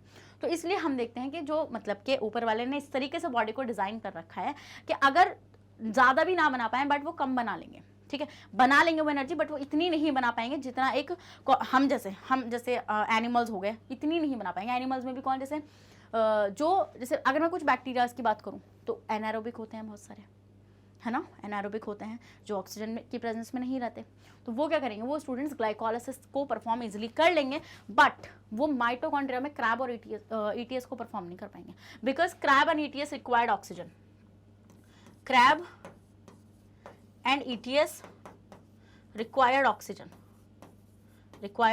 ऑक्सीजन। तो नेक्स्ट क्लास जो होगी ना, जहाँ पे मैं आपको टाइप्स ऑफ रेस्पिरेशन बताऊंगी, तो मैं आपको ये बताऊंगी कि जो पायरुवेट बना, इसके 2 फेट हो सकते हैं, या तो ये माइटोकॉन्ड्रिया में जाएगा या माइटोकॉन्ड्रिया में नहीं जाएगा। माइटोकॉन्ड्रिया में जाएगा तो ATP बनेगी, और माइटोकॉन्ड्रिया में नहीं जाएगा तो ATP नहीं, मतलब कि एटीपी बनेगी बट इतनी नहीं बन पाएगी। समझ रहे हो ना मेरा पॉइंट ये वाला आप, ठीक है। तो अब आपको ये वाले बहुत इंपॉर्टेंट पॉइंट मैंने यहाँ पे आपसे डिस्कस करे हैं। फिर मैंने आपको बताया है कि माइटोकॉन्ड्रिया क्यों इंपॉर्टेंट है, इसलिए माइटोकॉन्ड्रिया को power house of the cell भी बोला जाता है। और हम ये चीज़ देखते हैं कि एक ग्लूकोज के मॉलिक्यूल से हमें 38 एटीपी मिल जाती है, क्योंकि ये क्वेश्चन भी हमें सैम्पल पेपर में देखने के लिए मिल जाता है, या फिर आप किसी मॉड्यूल वगैरह सॉल्व कर लेते हैं, उसमें भी आपको ये चीज़ें मिल जाती हैं देखने के लिए, इसलिए मैंने आपको ये चीज़ बताई है। अब जरा आप यहाँ पर आ जाइए, देखिए वो ये the process of respiration involves taking oxygen into cell. अब रेस्पिरेशन में क्या होता है, जो सेल है वो ऑक्सीजन को लेती है, using it for releasing energy, इससे एनर्जी निकालने के लिए बाय बर्निंग फूड को बर्न करके and then eliminating the waste product. अब देखिए जब माइटोकॉन्ड्रिया में ये रिएक्शन चल रही थी ना स्टूडेंट्स, तब माइटोकॉन्ड्रिया में ये रिएक्शन चल रही होती है ना यहाँ पे, तो हम ये देखते हैं यहाँ पे ग्लूकोज मतलब कि 30 एटीपी तो निकलती हैं, साथ में क्या निकलता है, साथ में निकलती है CO2 गैस एंड साथ में रिलीज होता है वाटर। क्या, साथ में CO2 एंड वाटर रिलीज होता है। तो हम ये देखते हैं CO2 भी निकल जाती है बॉडी से, है ना, और वाटर भी निकल जाता है बॉडी से। बस हमें किस चीज़ की ज़रूरत पड़ती है, एटीपी की ज़रूरत पड़ती है। तो यहाँ पर आप देख रहे हैं जैसा उसी ये वाले पॉइंट यहाँ पे लिखा हुआ है कि मैम जो रेस्पिरेशन की रिएक्शन है उसमें हम देखते हैं कि फूड जब ऑक्सीजन के साथ कंबाइन करेगा, फूड यहाँ पे ग्लूकोज की बात हो रही है, जब ये बर्न करेगा ऑक्सीजन की प्रेजेंस में to form a carbon dioxide, water and energy. Energy is in the form of ATP. क्या, एटीपी। समझ में आ गया वाला पॉइंट आप लोगों को? Yes ma'am. अब हमें रेस्पिरेशन, अब तो हमें आ रहा है रेस्पिरेशन। अब देखिए the process of respiration which releases energy takes place inside the cell of the body. वही मैंने आपको बताया कि आप जो एनर्जी निकाल रहे हैं, वो जो एनर्जी आप कहाँ से निकाल रहे हैं, वो आप सेल के अंदर ही निकाल रहे हैं। मतलब देखिए जब आप सेल के अंदर रेस्पिरेशन कर रहे हैं तो हम उसको बोलते हैं सेल्यूलर रेस्पिरेशन। तो मैं आपको जो पढ़ा रही हूँ, जो आपके सिलेबस में है, वो है सेल्यूलर रेस्पिरेशन। क्या है, सेल्यूलर रेस्पिरेशन। सेल के अंदर आप रेस्पिरेशन को पढ़ रहे हैं। They are the 2 by products of cellular respiration, CO2 and water. By product मतलब जो साथ में बनेंगे। अब please note that respiration is essential for life. वही चीज़ बताई मैंने, क्योंकि हर ऑर्गेनिज्म को जिंदा रहने के लिए एनर्जी की जरूरत पड़ेगी। अब मान लीजिए मैं खाना खाना बंद कर दूं, अगर मैं खाना खाना बंद कर दूंगी स्टूडेंट्स, तो क्या होगा, क्या होगा बताओ जरा। मैम कुछ टाइम तक तो मैं जिंदा रह पाऊंगी, क्योंकि मेरी बॉडी आराम से जितना भी मेरी बॉडी में फैट स्टोर है, बहुत सारी चीज़ें तोड़ देगी। पता है पहले बॉडी यूज मतलब जो स्टोर्ड, देखो बहुत सारा ग्लूकोज हमारे पास आता है एक बार में, तो जितना सेल यूज़ करती है रिपेयरिंग में, ग्रोथ में और एटीपी बनाने के लिए, उतना सेल यूज़ कर लेती है। और जो बचा हुआ ग्लूकोज होता है स्टूडेंट, वो ग्लाइकोजन की फॉर्म में लिवर में स्टोर हो जाता है जाके। तो पहले जब मैं खाना नहीं खाऊंगी तो मेरी बॉडी उस ग्लाइकोजन को तोड़ देगी। अब जब मेरी बॉडी उस ग्लाइकोजन को तोड़ देगी तो उससे एटीपी निकाल लेगी, वो करेगी ना यही काम। समझ रहे हो ना मेरी बात को, कि मैम उससे वो एटीपी इजीली जनरेट कर लेगी। अब मान लो सारा ग्लाइकोजन भी यूज हो गया, तो अब बॉडी जाएगी फैट पर। कहाँ जाएगी बॉडी, फैट को तोड़ेगी। अब मान लो उसने सारा फैट भी यूज कर लिया आपकी बॉडी का, तो अल्टीमेटली बॉडी जाएगी प्रोटीन पे। और जहां पर बॉडी ने प्रोटीन को तोड़ा, वहां पर बॉडी ने खुद को ही खाना शुरू कर दिया है, तो वहाँ पे उस ऑर्गेनिज्म की बाद में डेथ हो जाएगी अगर वो कोई ग्लूकोज नहीं लेगा। तो रेस्पिरेशन बहुत इंपॉर्टेंट, क्योंकि सेल जिंदा रहना चाहती हैं, इसलिए वो हर तरीके से कोशिश करेंगी, हाथ पैर मारेंगी कि भाई कहीं से तो ग्लूकोज मिल जाए। तो वो ना तो आपके फैट को छोड़ेगी, ना ग्लाइकोजन को छोड़ेगी, ना ही आपके प्रोटीन को छोड़ेगी। बट अल्टीमेटली जब सब कुछ खत्म हो चुका होगा तो अब कुछ नहीं है एनर्जी निकालने के लिए, देन जो पर्सन है उसकी डेथ ही हो जाएगी। तो respiration is essential for life because it provide energy for carrying out the life processes which are necessary to keep the organism alive. हर चीज़ को अब आप सोच रहे ma'am why energy is so important, why it is so important, मतलब like क्यों। देखिए आप जो सांस ले पा रहे हैं ना, ऐसे ये जो सांस आपने अंदर ली है ना, ये भी आपने ऐसे नहीं ली, इसमें भी एटीपी लगा है, इसमें भी एनर्जी लगी है। अब एक बात बताओ, आपने कुछ नहीं खाया, आपके पास कुछ नहीं है, आपने कोई एनर्जी नहीं मिल रही आपको, उसके बाद आप सांस कैसे लोगे, आपको सांस लेने तक में प्रॉब्लम हो जाएगी। तो जितनी भी केमिकल रिएक्शंस बॉडी के अंदर चल रही हैं स्टूडेंट्स, उनको एनर्जी की ज़रूरत है। अगर उनको एनर्जी नहीं दी जाएगी, तो प्रॉब्लम बहुत ज़्यादा आ जाएगी। अल्टीमेटली उस बंदे की डेथ भी हो सकती है, जिसके बारे में हम लोग मतलब मैंने आपको एक कॉन्सेप्ट बताया। अब देखो, अब बहुत सारे स्टूडेंट्स को क्या लगता है कि ma'am respiration is same as the breathing. No, this is wrong statement. अगर if you have not like watch my the lecture, जहाँ पे मैंने बताया था mechanism of lung, how lungs work कैसे कर रहे हैं लंग्स, तो वहाँ पे जाके देखो, वहाँ पे मैंने आपको बताया था रेस्पिरेशन और ब्रीदिंग एक चीज़ नहीं है। ब्रीदिंग होता है एयर का अंदर लेना और एयर को रिलीज करना, this is breathing. But respiration क्या है, आपने अभी अभी देखा है मैम, रेस्पिरेशन है उस फूड को ब्रेक डाउन करना और उससे एनर्जी निकालना, रेस्पिरेशन होता है। फूड को, जो आपने फूड खाया, उस फूड से एनर्जी निकालना रेस्पिरेशन होता है। और ब्रीदिंग क्या होता है, सांस अंदर लेना और सांस छोड़ देना, दिस इज ब्रीदिंग। तो डिफरेंस आप लोगों को क्लियर होना चाहिए। Breathing is not same as the respiration and respiration is not same as the breathing. समझ में आ गया वाला पॉइंट आप लोगों को? तो the mechanism by which organism obtain oxygen from the air and release CO2 from the body is called breathing. And what is respiration? Respiration include breathing as well as the oxidation of food of the cell and the organism release energy. समझ में आ गया वाला point आप लोगों को? तो oxidation of food नहीं होता उसमें, ये पॉइंट याद रख लेना तुम लोग मेरा। तो ब्रीदिंग एक फिजिकल प्रोसेस है, ठीक है, ऐसे ले लो ना, ऐसे ऐसा आप ले रहे हो यहाँ पे, बट रेस्पिरेशन में physical as well as biochemical process involve है। क्या? बायोकेमिकल, क्योंकि आप देख रहे हैं ना केमिकल रिएक्शंस चल रही हैं for oxidation of food. Next, the process of breathing involves the lungs of the organism. Breathing के लिए लंग्स की बहुत ज़्यादा जरूरत होती है, बट मैंने आपको बताया अगर आपको रेस्पिरेशन करना है तो you need a cell and oxygen, वो ऑक्सीजन कह रही हूँ, sorry, mitochondria. The process of respiration involves the lungs. Lungs से क्यों, देखो लंग्स को क्यों बोल रहे हैं, आप एक चीज नोटिस कर पा रहे होंगे, ब्रीदिंग के साथ रेस्पिरेशन को इंक्लूड नहीं कर रहे हैं, बट रेस्पिरेशन के साथ ब्रीदिंग को इंक्लूड कर रहे हैं, क्योंकि हमें जो ऑक्सीजन की जरूरत है वो हमें यहाँ से ही मिलती है। तो हमें ऑक्सीजन चाहिए रेस्पिरेशन के लिए, इसलिए बोल रहे हैं कि हमें लंग्स की भी जरूरत है रेस्पिरेशन के लिए। और माइटोकॉन्ड्रिया की जरूरत क्यों है, अभी बिल्कुल इस चीज को क्लियर कराया, बिल्कुल चमकाया है मैंने इसी चीज को कि माइटोकॉन्ड्रिया की जरूरत क्यों है असल में। समझ में आ गया वाला पॉइंट आप लोगों को? आगे बढ़ जाऊँ मैं? यस मैम, बढ़ जाइए। चलिए देखिए, अब आते हैं how energy release during respiration is stored, मतलब कि कैसे एनर्जी रिलीज होती है। चलिए देखते हैं। The energy produce during respiration is stored in the form of ATP। अब देखिए, आप सोच रहे होंगे कि मैम वो जो एनर्जी वहाँ पे रिलीज हुई वो किस फॉर्म में स्टोर हो रही है, मतलब कि वो एनर्जी क्या है मैम, कैसे सेल उसको यूज कर पा रही है। देखिए, एक कंपाउंड है जिसका नाम है ATP। ATP क्या है? Adenosine triphosphate. ATP की फुल फॉर्म याद रखेंगे, ATP की फुल फॉर्म याद रखेंगे, बिकॉज ये आ जाती है, टीचर्स पूछ लेते हैं इन स्कूल एग्जाम्स। क्या होती है? एडिनोसिन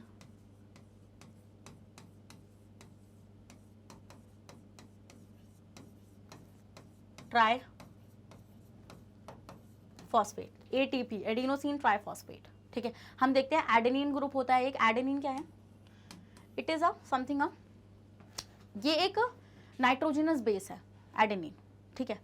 मुझे पता है आपको नहीं पता होगा, बस आप इतना याद रखो कि एक नाइट्रोजनस बेस है जो DNA में प्रेजेंट है आपके। अब हम देखते हैं इस एडेनिन से ना 3 फॉस्फेट ऐसे लगे हुए होते हैं, ऐसे 3 फॉस्फेट लगे हुए होते हैं, इसलिए स्ट्रक्चर को बोलते हैं एडिनोसिन ट्राइफॉस्फेट। हम ये देखते हैं कि जो लास्ट वाला फॉस्फेट है ना स्टूडेंट, जब ये बॉन्ड टूटता है ना, जब लास्ट वाला फॉस्फेट यहाँ से रिलीज होता है, तो जैसे ही टूट के निकल गया तो यहाँ से बहुत सारी एनर्जी रिलीज होती है, बहुत सारी। तो हम यही काम करते हैं, हम ATP का फॉस्फेट उड़ाते हैं, जब हमें जरूरत पड़ती है ना हम ATP का फॉस्फेट उड़ा देते हैं। तो देखो, by the organism and when required. In order to understand this we should first know the meaning of ADP, ATP and inorganic phosphate. देखिए, ADP क्या है? ATP समझ में आया ना आपको क्या है? ATP क्या है मैम? Adenosine triphosphate. ADP क्या है? ADP कुछ भी नहीं है, ADP है मैम, पहले ट्राई थे फॉस्फेट, अब डाई हो गए, एडिनोसिन डाइफॉस्फेट, डाई फॉस्फेट। ठीक है, इसमें हम देखते हैं कि ये जो फॉस्फेट निकल गया ना ATP से, तो अब क्या बचा? एडेनिन बचा और 2 फॉस्फेट बचे। देखो, ये जो ATP है उसके पास ज़्यादा एनर्जी है एज कम्पेयर टू ADP। तो अगर आपको, हम क्या करते हैं, हम लोग ADP जो है वो लो करेंसी, मतलब लो करेंसी बोलूँ, लो एनर्जी मॉलिक्यूल है और ये हाई एनर्जी मॉलिक्यूल है। तो हम ये देखते हैं कि अगर हमें ज़्यादा एनर्जी चाहिए होती है तो वी कैन से दैट कि जो ADP होता है हम उसमें फॉस्फेट को ऐड कर लेते हैं और उस फॉस्फेट को ऐड करके वापस से ATP बना लेते हैं। तो इट मीन्स कि आपको ये चीज़ समझ में आ रही होगी कि we can convert ATP into ADP and ADP into ATP as required. समझ में आ गया? ADP is a substance called adenosine diphosphate. The molecule of ADP are present in the cell. ADP has a low energy content. ADP में क्या होता है student? आपका low energy content present होता है। तो पहले आप उस चीज़ का स्क्रीनशॉट लो, फिर मैं आपको बताती हूँ ATP और इनऑर्गेनिक फॉस्फेट क्या होता है। लिया आपने स्क्रीनशॉट इसका? अब मैं आपको बताती हूँ नेक्स्ट, बहुत इंपॉर्टेंट चीज़ बताइए मैंने यहाँ पे आप लोगों को। फिर नेक्स्ट आते हैं स्टूडेंट, देखिए अब ATP मैंने बताया, ATP एक ऐसा सब्सटेंस है जिसको हम बोलते हैं adenosine triphosphate, also present inside a cell. ATP has a high energy content. ATP में क्या होता है स्टूडेंट? हाई एनर्जी कंटेंट होता है। इनऑर्गेनिक फॉस्फेट क्या होता है? देखिए, इनऑर्गेनिक फॉस्फेट जो होता है उसमें एक फॉस्फेट ग्रुप प्रेजेंट होता है जिसको हम सिंपली फॉस्फेट से रिप्रेजेंट करते हैं। जैसे आपने पीछे देखा होगा कि जब मैंने ATP लिख के दिखाया तो मैंने आपको बोला ये A है, फिर यहाँ पे ऐसे 3 फॉस्फेट लगे हुए होते हैं, 3 फॉस्फेट ऐसे साथ में लगे होते हैं, तो सिंपली हम इसको P से रिप्रेजेंट करते हैं। Contain a group phosphate made up of phosphorus and oxygen. Inorganic phosphate are also present in a cell. Inorganic phosphate can be represented by writing just a phosphate. आप simply phosphate लिख के भी उसको represent कर सकते हैं, और हम लोग वही काम करते हैं, हम लोग फॉस्फेट लिखकर ही उसको रिप्रेजेंट करते हैं। The inorganic phosphate can also be represented by the symbol, इसका सिंबल है ये P, और नीचे आई रिप्रेजेंट करता है इनऑर्गेनिक, और ये रिप्रेजेंट करता है फॉस्फेट को। नेक्स्ट, एटीपी में 2 फॉस्फेट ग्रुप प्रेजेंट होते हैं, इस पॉइंट को याद रखना। देखो एडिनोसिन डाइफॉस्फेट, और एटीपी में 3 फॉस्फेट होते हैं, adenosine triphosphate. Please mark my point. आगे बढ़ जाओ, मैं लिख लिया, चलो नेक्स्ट आते हैं students. The energy release during respiration is used to make ATP molecule from ADP inorganic phosphate. देखिए जो एनर्जी रिलीज होती है ना रेस्पिरेशन में, वो क्या करते हैं हम लोग उससे, हम लोग ये करते हैं कि मैम वो जो एनर्जी आई हम लोग क्या करेंगे उसमें एडीपी का मॉलिक्यूल पकड़ते हैं। देखो यू नो व्हाट, अल्टीमेटली पता है क्या होता है, अल्टीमेटली सारा ड्रामा चल रहा है एटीपी बनाने का। मैं बता रही हूँ ये सब कुछ जितना भी तुम देखोगे ना, ये सब पाखंड है, मतलब एक अजीब सा वो चल रहा है, सारा में एटीपी बनाना है। तो हम ये देखते हैं कि जब माइटोकॉन्ड्रिया में, जैसे माइटोकॉन्ड्रिया है, ये माइटोकॉन्ड्रिया था, ये था माइटोकॉन्ड्रिया। तो अगर मैं माइटोकॉन्ड्रिया का थोड़ा सा एक व्यू दिखाऊं ना आप लोगों को, तो माइटोकॉन्ड्रिया ना कुछ मान लो मैं ये वाला व्यू दिखा दूं आपको, थोड़ा सा मतलब कॉम्प्लेक्स नहीं करूंगी चीज़ों को बिल्कुल भी, थोड़ा सा एक व्यू देखो आप। व्यू ये देखोगे कि यहाँ से जैसे मान लो ये सब चीज़ें बन गई, मतलब यहाँ पे कॉम्प्लेक्स वगैरह प्रेजेंट थे, यहाँ पर ये कॉम्प्लेक्स प्रेजेंट थे रेस्पिरेटरी, है ना। तो आप ये देखोगे हमने सारा ड्रामा जो करा है ना, हमने वो सारा ड्रामा करा है एटीपी बनाने के लिए। तो हम ये देखते हैं नीचे की तरफ, ऐसे नीचे की तरफ यहाँ पर आपका एक ना, जैसे आपने देखा डैम्स जो होते हैं जहाँ पे पानी हम लोग स्टोर करके रखते हैं, तो आपने देखा होगा कि हम लोग पानी को बहुत तेज़ी से छोड़ते हैं। ऐसा क्यों?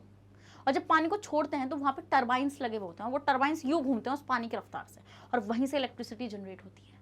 ऐसे ही यहाँ पर है, हमने ना यहाँ पे भी एक ऐसा सिस्टम लगा रखा है कि जब हम उस पर से एक चीज़ पास कराते हैं जिनको हम बोलते हैं H पॉजिटिव, मत जानो, मतलब बस इतना रखो कि हम लोग यहाँ से जैसे वहाँ पे पानी को पास करा रहे हैं ना, यहाँ पे हम लोग एक भारी चीज़ पास कराते हैं H पॉजिटिव। तो हम ये देखते हैं यहाँ पर एक ऐसा सिस्टम लगा हुआ होता है जहाँ पे एडीपी होता है, क्या होता है, एडीपी होता है, साथ में एक फॉस्फेट बैठा हुआ होता है। बस इस सिस्टम को चलाने के लिए, इस सिस्टम को थोड़ा सा चलाने के लिए हमें क्या चाहिए, थोड़ी सी एनर्जी चाहिए। वो जैसे यहाँ से धड़ाधड़ H+ निकलता है ना, यहाँ से धड़ाधड़ H+ निकलता है और एडीपी कंबाइन होकर एटीपी बनाता है। तो बस वही यहाँ पर हो रहा है कि आप एटीपी का फॉर्मेशन करेंगे with the help of ADP का मॉलिक्यूल और एक फॉस्फेट का मॉलिक्यूल। बस इन दोनों को ऐड करने के लिए एनर्जी चाहिए आपको, वो एनर्जी आपको रेस्पिरेशन से मिलती है। आप समझ रहे हो कॉन्सेप्ट क्या चल रहा है? ये चल रहा था सारा ड्रामा। यहाँ पे ड्रामा यही है सारा रेस्पिरेशन का, और कुछ नहीं है। रेस्पिरेशन में अल्टीमेटली एटीपी बनाना है। एटीपी कैसे बनता है? एटीपी ऐसे बनता है कि हम क्या करते हैं, एनर्जी निकाल ली फूड से, उस एनर्जी में बेसिकली हमने H पॉजिटिव निकाला। अब हम ये जो सिस्टम यहाँ पे लगा हुआ है ना, बस इससे एक बार H पॉजिटिव को पास करा दो। जैसे डैम में से पानी छोड़ते हो ना, बस वहाँ से माइटोकॉन्ड्रिया में से H पॉजिटिव छोड़ो यहाँ पे, और जैसे ही तुम छोड़ोगे ना H पॉजिटिव, यू कैन मतलब लाइक तुम देखोगे धड़ाधड़ एटीपी बनेगा वहाँ पे, ऐसे ही। समझ में आ रहा है वाला पॉइंट? यस मैम, अब तो आ रहा है। देखो तो हम ये देखते हैं the ADP combined with inorganic phosphate bye absorbing the energy release during the respiration. कैसे देख रहे हो, बता दिया मैंने कैसे हो रहा है सारा काम, टू फॉर्म एटीपी मॉलिक्यूल्स। जैसे एडीपी जो है वो फॉस्फेट के साथ मिलता है। एनर्जी क्यों लिखा हुआ है? क्योंकि मैंने आपको बताया कि एनर्जी की जरूरत पड़ेगी यहाँ पे इस टरबाइन को घुमाने के लिए, इस सिस्टम को चलाने के लिए थोड़ी सी एनर्जी चाहिए। फिर देखो एटीपी का ड्रामा यहाँ पे बन जाएगा ATP which is a high energy molecule. बहुत हाई एनर्जी मॉलिक्यूल होता है ये। This energy is stored in the cell in the form of ATP. समझ में आ गया वाला पॉइंट आप लोगों को? यस मैम, अब हमें ये चीज़ समझ में आ चुकी है। अब एक पॉइंट और नोट करो, एटीपी बन गया, सेल ने बना लिया एटीपी। अब इस सेल को एटीपी यूज करना पड़ेगा, because we can't store the ATP in our body. हम एटीपी को अपनी बॉडी में स्टोर नहीं करके रख सकते हैं स्टूडेंट्स, इसलिए हमें कंटिन्यूस जरूरत पड़ती है फूड की। हमें कंटिन्यूस, कभी ऐसे बोलूँ मैं तुम लोगों को कि बस तुम्हें दिन में 1 टाइम का खाना मिलेगा, नहीं होता ना। हम 3 टाइम का खाना क्यों खाते हैं? Because we required energy. ठीक है, वो ऐसे होती है क्योंकि हम लोग एटीपी को बॉडी में स्टोर नहीं कर सकते। ये बहुत ही हाईली रिएक्टिव मॉलिक्यूल होता है जिसको हम लोग स्टोर नहीं करके रख सकते हैं बॉडी में, इसलिए सेल इसका इस्तेमाल करती रहती है। ये सेल ने बना लिया इसको, अब सेल इसका इस्तेमाल कर देगी। फिर खत्म हो गया एटीपी, फिर जो ग्लूकोज है बॉडी में, फिर उसका इस्तेमाल किया जाएगा, फिर एटीपी बनाई जाएगी। ये प्रोसेस बार बार कंटिन्यूसली चलता रहता है। समझ में आ गया वाला पॉइंट आप लोगों को? डन, समझ में आ गया? स्क्रीनशॉट लो भाई, बहुत इंपॉर्टेंट बात बताइए मैंने आप लोगों को। चलिए भाई देखो, when the cell needs energy, जब सेल को एनर्जी की जरूरत पड़ती है students, then ATP can be broken down using water to release energy। आप ATP को तोड़ सकते हैं with the help of water। Water क्यों बोला गया? वही H पॉजिटिव। अब ये ATP जो है, हम ये देखते हैं ATP को आप वापस से तोड़ सकते हैं। जैसे ATP की मान लो कहीं जरूरत पड़ गई, जहाँ पे हमें एनर्जी की जरूरत है। तो एटीपी क्या करेगा स्टूडेंट, एटीपी क्या है, एडेनिन और साथ में 3 फॉस्फेट है, साथ में 3 फॉस्फेट है। तो हम ये देखते हैं लास्ट वाला बॉन्ड टूट जाता है एंड यहाँ से एक फॉस्फेट ग्रुप रिलीज हो जाता है एंड ये जब टूटता है ना तो यहाँ से बहुत सारी एनर्जी रिलीज होती है। तो आप क्या बचाइए, तो चला गया ना, ये अलग निकल गया और ये अलग निकल गया, तो इसलिए बनता है एडीपी और फॉस्फेट और एनर्जी निकलती है दबा के सेल के यूज के लिए। दस energy equivalent to 30.5 kilojoule per mole is released in this process. The energy release by ATP is used to carry out the all endothermic reactions. आपको पता है एंडोथर्मिक रिएक्शंस में मैम हीट की जरूरत पड़ती है, वो हीट क्या है, वो एनर्जी तो है ना, reaction taking place in the cell, जो सेल के अंदर हो रही है। समझ में आ गया वाला पॉइंट? अगर समझ में आ गया तो जल्दी से भाई रेड हार्ट कमेंट करो इसी बात पे। चलो भाई नेक्स्ट आपको कुछ चीजें नोट करनी है कि एडीपी कैन बी, ये चीज बताई थी मैंने आप लोगों को कि आप एडीपी को एटीपी में कन्वर्ट कर सकते हैं एक फॉस्फेट का इस्तेमाल करके, और आप एटीपी को वापस से एडीपी में कन्वर्ट कर सकते हैं, इसको ब्रेक तोड़ के, वाटर की हेल्प से आप इसको तोड़ दो और एडीपी और फॉस्फेट बना लो अलग से। Then produce during respiration and ATP can be converted back to ADP releasing energy by used to be used by the cell. देखो इसमें एनर्जी लगती है, इसमें एनर्जी रिलीज होती है, इसमें एनर्जी रिलीज होती है स्टूडेंट्स, और इसमें एनर्जी लगती है, यहाँ पर एनर्जी लगेगी, ठीक है। Again and again this ensure that continuous supply of energy to the organism. इसकी वजह से एक ऑर्गेनिज्म को कंटिन्यूस सप्लाई मिलती रहती है। तो the energy stored in ATP is used by the body cell for various purposes, like आप किस चीज के लिए, मैंने आपको बताया कॉन्ट्रैक्शन, मसल को कॉन्ट्रैक्ट करना है। आप सांस जब ले रहे हैं ना तो आप क्या चीज नोटिस करेंगे, आपका डायफ्राम कॉन्ट्रैक्ट कर रहा है और आपकी ये जो मसल्स है ना रिब्स वाली, ये जो रिब्स वाली इंटरकोस्टल मसल्स हैं ये भी कॉन्ट्रैक्ट कर रही हैं। Conduction of nerve impulse, nerve impulse मतलब एकदम से जो रिफ्लेक्स आपको आता है ना उसके लिए भी आपको एनर्जी की जरूरत पड़ती है। सिंथेसिस ऑफ प्रोटीन, प्रोटीन बनाने के लिए, many other activities related to the functioning of a cell. In fact ATP is known as the energy currency of the cell. ATP को एनर्जी करेंसी ऑफ सेल इसलिए ही नहीं बोला जाता, इसलिए बोला जाता है क्योंकि बहुत ज़्यादा इंपॉर्टेंट है आपकी क्या, एनर्जी में एटीपी। समझ में आ गया वाला पॉइंट आप लोगों को? तो भाई with the end of this मतलब एवरीथिंग यहाँ पे सेशन करने जा रही हूँ खत्म। बहुत अच्छे से समझाने की कोशिश करिए। एक बार क्विक रिकैप देना चाहती हूँ तुम लोगों को मैं, और देखो एक बार क्विक रिकैप ले लो मेरे साथ। आई होप आपको बहुत अच्छे समझ में आया होगा कि एटी मतलब कि मैम रेस्पिरेशन क्या होता है। देखो सबसे पहले रेस्पिरेशन क्या होता है स्टूडेंट, मैम रेस्पिरेशन होता है कि हम लोग फूड को बर्न करते हैं और उससे निकालते हैं energy, this is called respiration. अब अगर किसी भी बच्चे को इसमें दिक्कत आ रही है स्टूडेंट, एक बार वापस से रिकैप करके देखो, देखो इससे ज़्यादा और एटी मतलब रेस्पिरेशन अगर मुझसे नहीं आया ना समझ में, अब रेस्पिरेशन किससे समझ में नहीं आएगा, बस मैं इतनी गारंटी दे रही हूँ तुम लोगों को। तो अब देखो हमने यहाँ से फूड बना लिया था, जो भी हमारे पास फूड था थ्रू द डाइजेशन, एंड अगर आपने इस लेक्चर को मिस करा है तो जाकर इसको भी देखो, वो भी डिटेल में एक्सप्लेन किया गया है। हमने फूड बना लिया अल्टीमेटली, यहाँ से हमने फूड एब्जॉर्ब भी करा दिया था विलाई की हेल्प से। देन अल्टीमेटली फूड पहुंच गया था सेल के पास ग्लूकोज की फॉर्म में। देन ग्लूकोज ब्रेक डाउन हुआ, पायरुवेट के 2 मॉलिक्यूल्स बने through the process called glycolysis. Question आएगा साइट ऑफ ग्लाइकोलाइसिस क्या है, क्या है साइटोप्लाज्म। डन।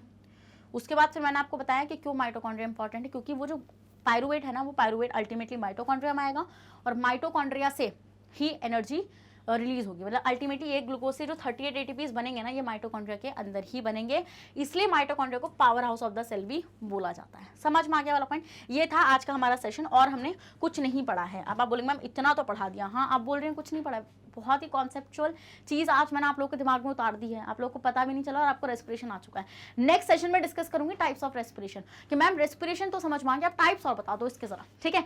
तो और वापस से मैं एक और चीज़ आपको बताना चाहती हूँ स्टूडेंट्स कि अगर आप सीबीएसई बोर्ड के हैं तो हम लोग आपको प्रोवाइड करा रहे हैं केजी से लेकर क्लास 12 तक की फ्री ऑफ कॉस्ट क्लासेस, और अगर आप स्टेट बोर्ड से आते हैं जैसे MP board, UP board, Bihar board, Delhi board and Rajasthan board, तो हम आपको प्रोवाइड कराते हैं 6 से लेकर क्लास 12 तक की फ्री ऑफ कॉस्ट क्लासेस। और अगर आपको e books and e notes चाहिए उसका लिंक भी आपको हमारे डिस्क्रिप्शन बॉक्स में मिल जाएगा, तो उसको जल्दी से जाकर ग्रैब कर लीजिए। और हम लोग आपको कंप्लीट डिटेल कोर्स प्रोवाइड कराते हैं, वो भी सब क्लासेस के लिए, जिसमें मैंने आपको बताई है कि कौन कौन से बोर्ड के लिए कौन कौन सी क्लासेस हैं। और आप हमें कहाँ फॉलो कर सकते हैं स्टूडेंट्स, आप हमें फॉलो कर सकते हैं थ्रू यूट्यूब पर जाइए, मैग्नेट ब्रेन्स को सर्च करिए और जाकर चैनल को कर लीजिए सब्सक्राइब, एंड नोटिफिकेशंस को ऑन करना बिल्कुल भी मत भूलिएगा, क्योंकि सारे अपडेट्स आपको नोटिफिकेशन से ही मिलने वाले हैं। जैसे बहुत सारे स्टूडेंट्स की क्वेरी थी कि मैम हमें पता नहीं चल रहा है वीडियो कब अपलोड हो रही है, हमें नहीं पता चल पा रहा है, तो स्टूडेंट जाइए और चैनल को आपको सब्सक्राइब करना ही पड़ेगा। और कम्युनिटी पोस्ट वहाँ पर एक ऑप्शन होता है, जब आप जैसे यूट्यूब को खोलेंगे मतलब हमारे चैनल पर जाएंगे तो as you can see here this, ये कम्युनिटी नाम का एक ऑप्शन आपको मिलेगा। आप इसको क्लिक करेंगे ना, जब कम्युनिटी को जब आप क्लिक करेंगे तो आप देखेंगे वहाँ पे आपको सारी अपडेट्स मिलती रहती हैं, कि कौन सा सेशन कब आने वाला है, लाइव्स कब शुरू होने वाले हैं, सारी अपडेट्स आपको वहाँ पे मिल जाएंगी। तो जिन भी स्टूडेंट की क्वेरी थी ये मैंने आई होप आज क्लियर कर दी हूँ कि आपको सारी अपडेट इस कम्युनिटी पोस्ट पर मिल जाएंगी। ठीक है, तो भाई मिलती हूँ मैं नेक्स्ट सेशन में, ऐसे धमाकेदार सेशन भी वो रहने वाला है। जब तक बने रहेगा मेरे साथ मैग्नेट प्रिंस पर। Thank you so much.